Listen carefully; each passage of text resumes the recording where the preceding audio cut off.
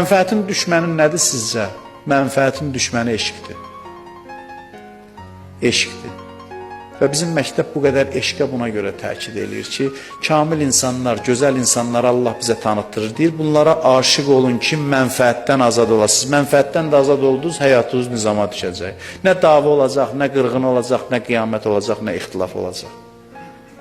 Odur ki, İmam Zaman əleyhissalamın qapısına gedək bugün və özündən istəyək ki, əlimizdən tutsun, kömək eləsin, Allahdan istəsin, Allah bizə kömək eləsin ki, biz özümüzü islah eləyə bilək, özümüzü hazırlaya bilək. Hərə öz ailəsindən başlasın, çevrəsindən başlasın, özündən başlasın. Yavaş-yavaş görərsən ki, dünyanın düzəni də düzəlir, mühit də münasib olur və inşallah yavaş-yavaş görərsən ki, islah olur. Bütün hamı səfərbər olmalıdır. Məhdəviyyət olmayan din deyil, bir daha deyirəm sözümün sonunda.